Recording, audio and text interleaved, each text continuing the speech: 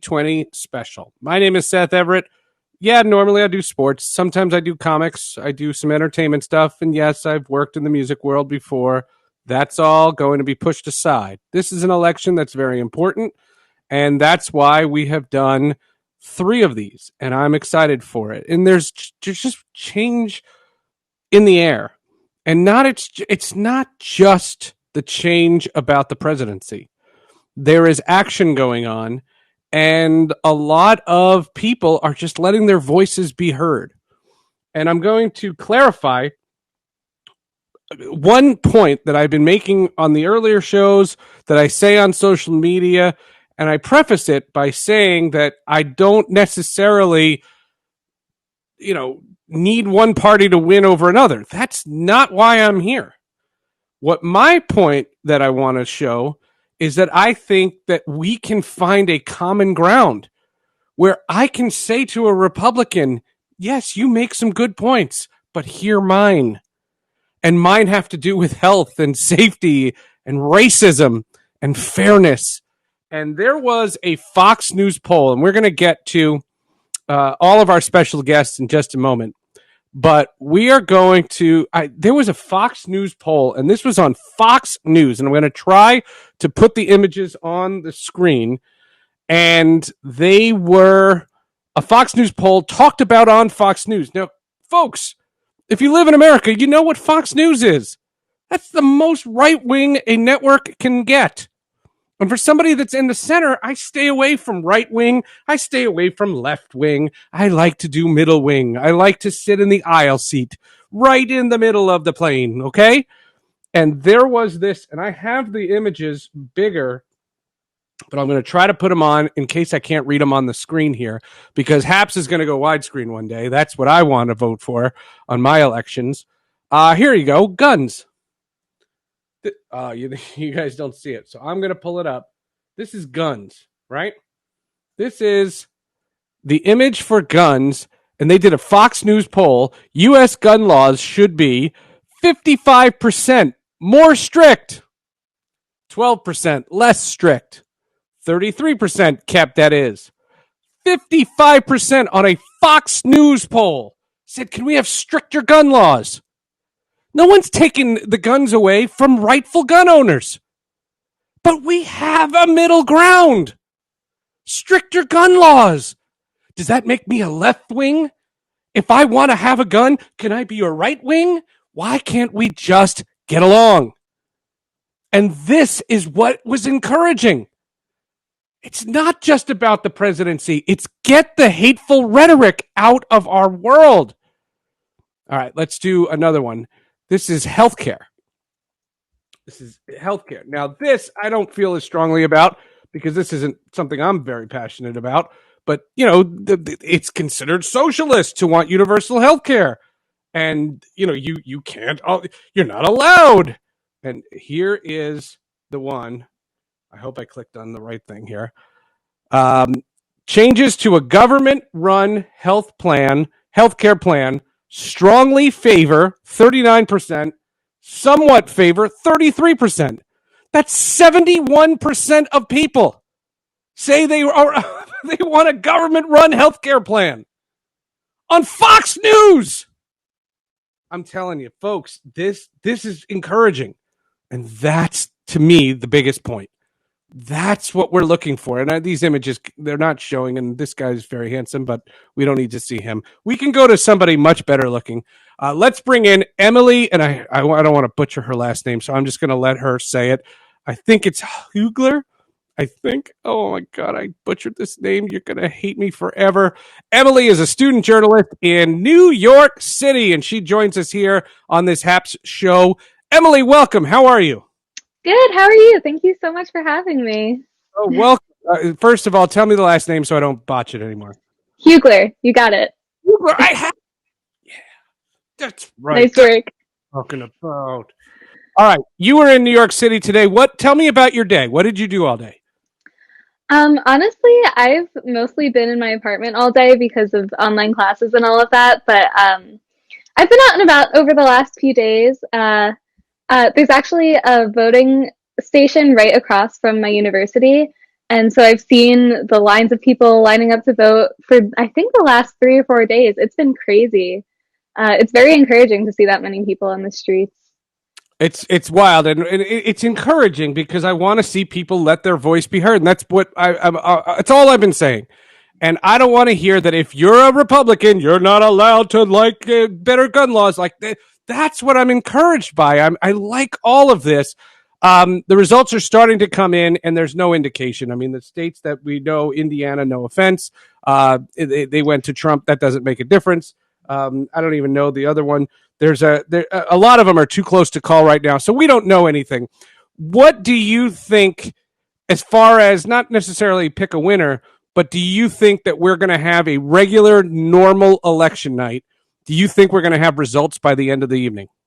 You know, it's really hard to say, but I don't think we're going to have at least full results by the end of the evening. We'll probably have a good idea of who's going to win, but in states like Pennsylvania, where actually I'm from, uh, they're taking ballots that were postmarked by 8 p.m. And it's going to take them at least until Friday to count all of them. So, and those are the states that it might come down to because this election is so up in the air. I think we really have no idea. So you're from Pennsylvania, but you live in New York now. So you go to school in New Yeah. York. I didn't know Hmm. that. Okay. I guessed it. You know what? You had a Philadelphia phone number, and I was just like, "Oh, I don't want to be too presumptuous." You don't ask. I don't. You don't ask those questions. I can't ask. Um. So, did you vote absentee in Pennsylvania? Yes, I applied for a mail in ballot and sent it in about a week That's ago. awesome. That and your vote could literally stem the tide. Like they literally don't know. And earlier in the Hmm. afternoon, I talked to a guy in Georgia, and he's in a similar situation. Like he doesn't know. And I live in New Jersey, and it doesn't matter what I say because Democrat wins no matter what, and it doesn't have the same fervor. You know what I mean? Like I Yeah. don't, I don't. It doesn't mean as much. How important was it to make sure that you got your ballot? And tell me about like your high school friends and everybody. Was everybody in your area, in your circle, in your bubble? We're in COVID times. Was everybody into it? Was everybody going Yeah. through the efforts like you? Yeah. So, what? It's actually funny. My roommates are from Arizona and Florida, which are also both up in the air for this election. So we were all very on top of requesting our ballots and mailing them in as soon as we got them. And same goes with all of my friends from high school. One thing I think uh, that's actually good about this election is that it's really motivating people to use their voices. Like the amount of mail-in ballots and absentee ballots that have been turned in already is like almost half of the total votes counted last in the last election in 2016. And especially in my college circles, everybody I know has voted in one way or another, if it's in person or like by mail. I don't know a single person who hasn't gone to the polls personally, which is pretty great. Lucia, she. First of all, she's wonderful, and she agrees with what you're saying. Specifically, or especially, I can read. Especially young people, and she also said, you're all of us right now." Because what I've been trying to say is, why can't we find a middle ground? Like, why can't there be a middle ground where we can respect what people want, what they genuinely want? And my argument, and I say this with all due respect because I know I'm talking to a woman here, I don't understand why someone who likes the Republican tax plan, like the Republican tax plan, if you're rich, is a pretty good tax plan. That's very good for you. Why does that mean you have to be against abortion? Why? Why? What's the difference? Why can't you be pro-choice and I like a good tax plan? Like, why can't you be the same thing? And that's what I don't understand about partisan politics, and I never will.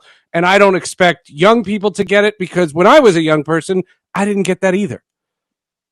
Yeah, agreed. And especially like this last election, and the 2016 election has been so polarizing that it's kind of almost disheartening as a young person to like look at politics and like see just no cooperation between the parties. Like nothing really has been gotten done. And I think there's potential for people to come together, like you were saying earlier, with the guns and the healthcare issues. Like, I think if people, I don't know, come to a common ground and see that everybody is in this together, there is potential for us to make progress. One guy commented, and I thought he was talking about me. He said, "Orange man bad." I think he was talking about Trump, and I think it's because I have an orange curtain and because I'm a Syracuse person and it's on my Twitter bio. And I think that's literally why. And I was like, "Dude, why are you picking a fight with me? I'm not fighting you." But he's talking about Trump, and I didn't know. This was the one. Abortion came up, and I'm trying to pull this screen up, but this was a Fox News. This is bonkers. This is Fox News. Supreme Court action on Roe versus Wade. 71% of voters on a Fox News poll said leave it as is. 29% said overturn it. 71% on a Fox News poll. That's encouraging. And that's the first piece of news that I have seen in the last 3 months that I actually looked at and said, wow, this I could work with. This is good. This I could watch. That segment, I would watch it and I wouldn't get struck by lightning, and it would be wonderful. Yeah, it's really great to see media that covers that, because media has been so polarizing as well, especially like Trump's relationship with Fox News and CNN and all of the fake news, and everybody is on one side or the other. So I hate it from journalism. Oh, I hate it because journalism before Trump, journalism was getting lambasted. Journalism's in a bad way. Print journalism is laying off people left and right. Radio is doing the same thing. iHeart had layoffs yesterday. I mean, it's bad for journalism, and good journalism is getting harder and harder to find. But it's out there, and it's important that it's out there, and there's important that we respect. And if there's a good story written by somebody, it shouldn't matter where their byline is. You shouldn't assume that because it's the New York Times, it has to be liberal, or because it's the New York Post, it has to be conservative. It's not that. It's not. I know it sounds like we're going on a tangent here, but that is absolutely wild. Jeff Ayers, of course, is one of those journalists, and he joins us now. He was at Trump Tower this afternoon and didn't get mugged, which was pretty impressive. So he's here, and he's alive and well. Jeff, say hello to Emily. Emily, nice to meet you. I did meet a fake Donald Trump in a pretty nice mask today, though. Yes, but it wasn't an N95. It was not up to spec. It looks like since I walked away for a second, Joe Biden just jumped up in a lot of electoral votes too. It's going to be a long since night. We started, I haven't seen. He's dominating in Florida. He's up. They haven't called it, but it's 66 to 33% in Florida right now. The one that's really, really close, and Jeff, the one that I was going to say, and Emily, I have one more question for you just in a second, but Jeff, the South Carolina is really close right now between Jamie Harrison, who I literally just found out who he was today, and I don't know what his platform is, and I don't care. I just want him to beat Lindsey Graham. That's good enough for me. Right? That's all I need. That's all it is. But supposedly that's really, really close. Yeah, I think we have a long night ahead of us, but it's nice to see some things coming in. I mean, there's going to be some states, I guess, that report the early balloting pretty quickly, but then there's going to be a lot of counting left. I'm wondering at what hour the commander-in-chief starts declaring the victory. That's my question. And what happens to the 400 people that are in the White House? He invited 400 people to the White House. That's classic to me. I don't think there's going to be a lot of masks there, and I would have preferred the Rose Garden if I had to pick one. But it's cold. Emily, one more question for you. What do you think the biggest issue for young people, and I'll give you choices, it doesn't have to be multiple choice. Do you sense that it's A, racial tension, or B, COVID? What do you think the biggest issue for your demographic, not your generation, because I'm not an old man sitting on a front lawn here. What's your demographic? Racism or COVID? What's the biggest thing? I mean, I don't know if I can speak for my whole demographic, but I think, honestly, probably racial tension, because COVID is definitely a huge problem, and it's something that, everyone at colleges is definitely trying to be careful with, and everyone is, at least at Fordham, is wearing masks and social distancing to the best of their ability. But COVID is, I think, less permanent than racial tension, even though it has a huge impact right now. It's hopefully going to be resolved in the next year or two, and obviously it's had like terrible consequences right now. But I think, like, our demographic looking forward sees racial tension as a problem that could potentially persist for a very long time, especially in the atmosphere of our country right now. So I think if I had to choose, obviously they're both important, No, it's a great answer. And then you mentioned Fordham, and I didn't realize you went to Fordham. So now I have to teach you for 1 second. Do you know or work for the radio station WFUV? I know of WFUV. I don't work for it though. Okay. Bob Aarons is the guy who runs the sports department at WFUV, and he's a Syracuse grad and stole our blueprint for our radio station and copycatted over at WFUV. So all you people at Fordham that are watching your classmate here, Emily, do this great show, all I want to say is WFUV, all you are is a Syracuse knockoff. That's all you are. I'm so glad I Newhouse alum here. You're a Newhouse alum too, Jeff? No. I did look at Newhouse. No, I was at Cornell, which is also cold and pretty miserable for like 9 months out of the year. Emily, thank you so much for doing this. I really appreciate it. Thank you so much for having me. We'll talk again. Thank you, Emily. All right, that is Emily, and we did it. How about that? All good. No, I love that story. The guy from WFUV, he went to Syracuse, he copied everything he learned there and brought it to Fordham, and he's considered a pioneer. He literally copied everything it is. I think he's an absolute fraud. He's a real if he's watching, and he's probably watching. And my other favorite one is the Northwestern folks, because if you're west of the Mississippi, just to show you how partisan this country is, if you're west of the Mississippi, you think Northwestern is the best broadcasting school in the country. But if you're east of the Mississippi, you think it's Syracuse. And Syracuse played Northwestern in football about 4 years ago, and I went with a bunch of Northwestern people, and it was a rivalry to nobody. It's a rivalry just Not to a the lot of broadcasters. there, huh? we don't care. Jeff Tim Kirkchin from ESPN called it the Blowhard Bowl. He literally said it. It's just a bunch of blowhards that care about this game. Alliteration goes a long way. Exactly. Do you get the sense from the people that you've talked to at work, do you get the sense that as much as we are fearing the worst, this is actually going to be pretty typical of an election night? Yeah, I don't think that much can... I don't know if anxiety could get much worse, right? But yeah, I mean, the 2016 election night was miserable, right? And in this case, in some places, we have more numbers from the record amounts of early voting.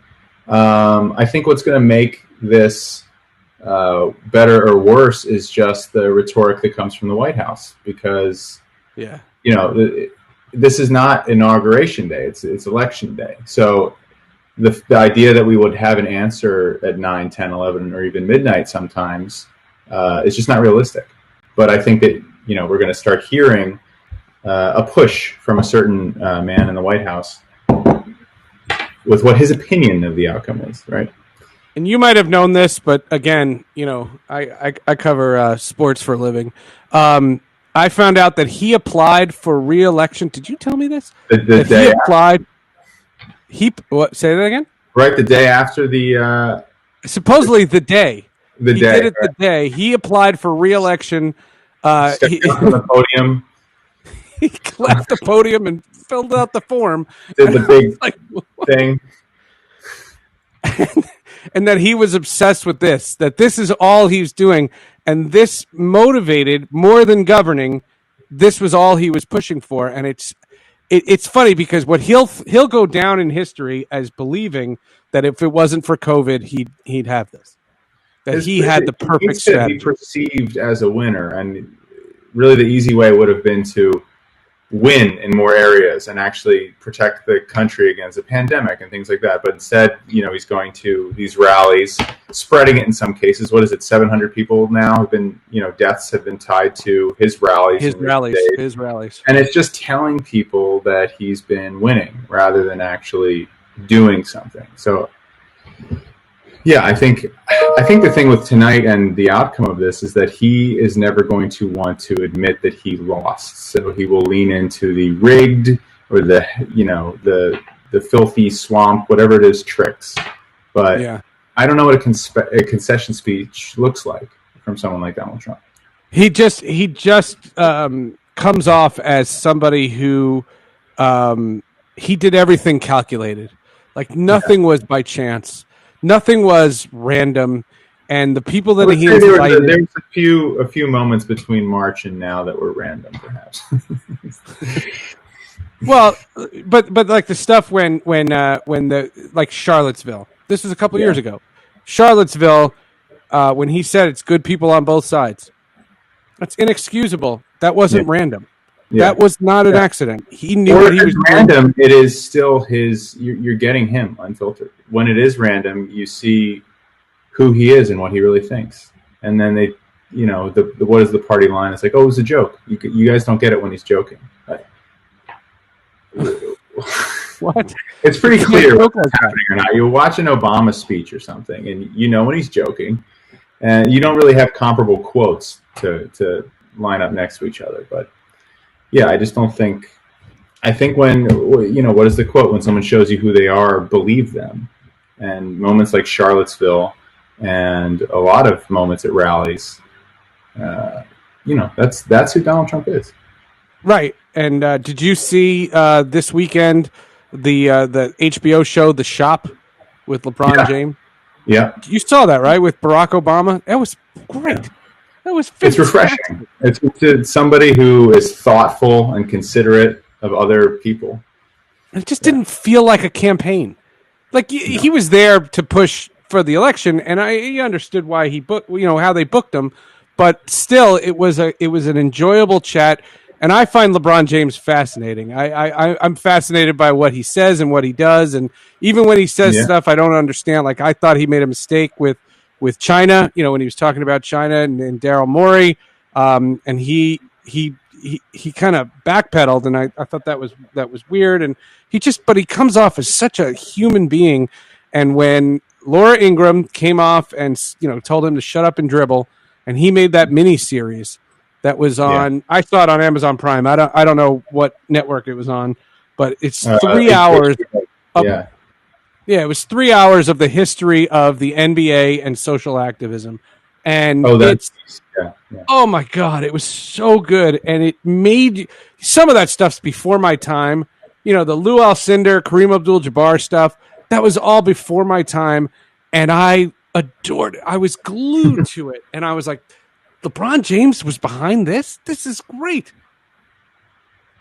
Some people can do more than dribble. I mean, I think you're going to find him to be an entertainment production powerhouse in the next 10 years. Well, and I have an interview quest for LeBron James. This is going to sound like such a stupid story, but LeBron James, when he was with the Cavaliers, he went on Twitter after the Cavaliers won a game, some game in the NBA Finals against Golden State, and he went on Twitter and he said, "Celebrating tonight's big victory with a Teen Titans Go marathon."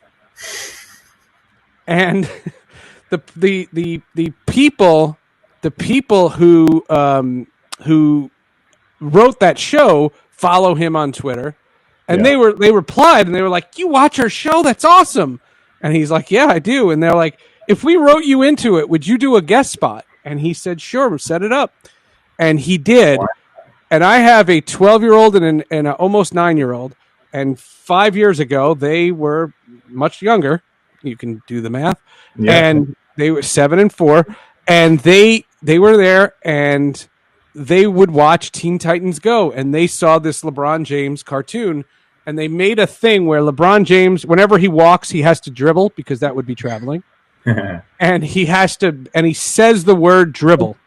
And he goes dribble, dribble, dribble, dribble, dribble, dribble. That's how he talks on the show.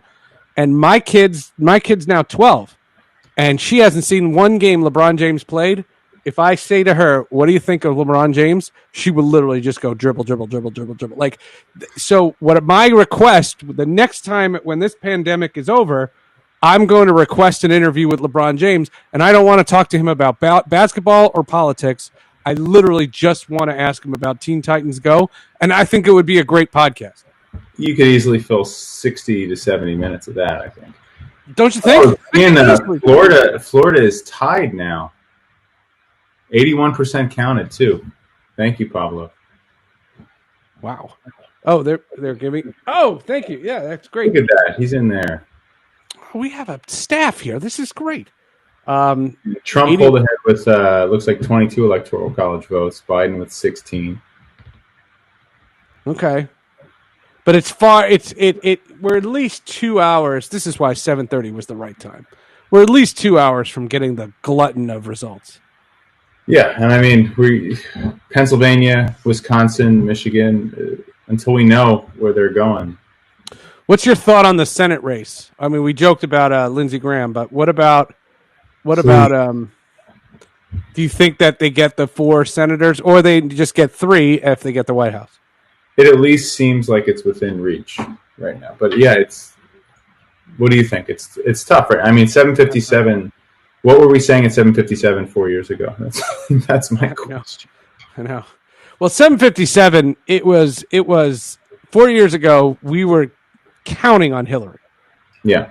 We were counting on Hillary, and don't forget, we had just come from 8 years of Obama, and we just it was a foregone conclusion. I've been thinking back. You're a little younger than me. How many election? What was your first election? Presidential. When did I even remember? Yeah, I mean, Clinton was in my childhood. So I voted for I'm 46. I voted for the first President Bush. Okay. Yeah, I didn't vote for Clinton. That would have been sketchy. 92. Wait a second. 92. That's the first Bush is 92. Okay, I was 2. I'm sorry. Yeah, you're younger than me. 92. I graduated high school, so I'm a little older than you. And I graduated from high school, and I was eligible to vote, and I voted for Bush over Dukakis. All right. And you still have your sticker? No. No.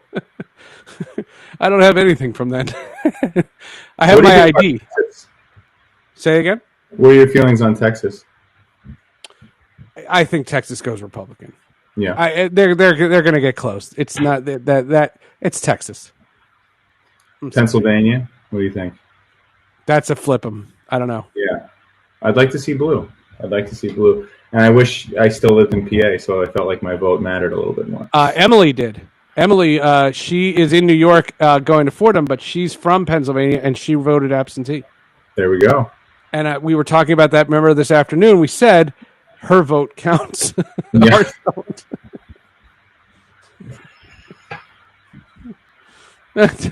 Anyway. I saw something interesting that actually...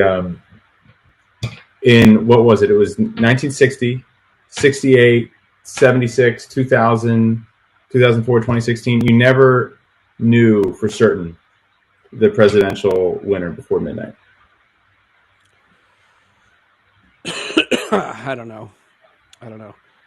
Republican Byron Donald won the House race in Florida already. And they just gave Kentucky to Trump. Georgia is too early, but Trump's leading. North Carolina has 62%, but it's too close. It looks like Biden will win Ohio. That's not projected, but it's looking like that. 60% right now, something like that, right? Yeah. But yeah, 28% reported right now. Yep. Wow. I voted for Gore Lieberman. Gore Lieberman, and there's a documentary on HBO Max, 537 votes. That looks like I just watched it. You did? Is it as good as it looks? It's good. It's good. And then I watched the dramatization of the Florida recount that was on HBO. I saw that. Made 8 years ago or something. Yeah. I was on a kick. Felt a little masochistic leading into today, though. I still remember my grandmother had a John Kerry sticker on her Honda Civic that she couldn't. I don't know if she ever tried, but I don't think that thing ever came off. I think she just went with the car. That lasted a while. Mark says he worked for Gore Lieberman and Kerry Edwards. And Pablo says no way he wins Ohio. Who's he? Who's he, Pablo? Speak to us. Yeah, I don't know. Pablo's our teammates. Pablo says the first time I voted was Obama's second term. Dude, these people are young. I'm like the oldest person on HAPS. You're averaging out the user. Yeah, right.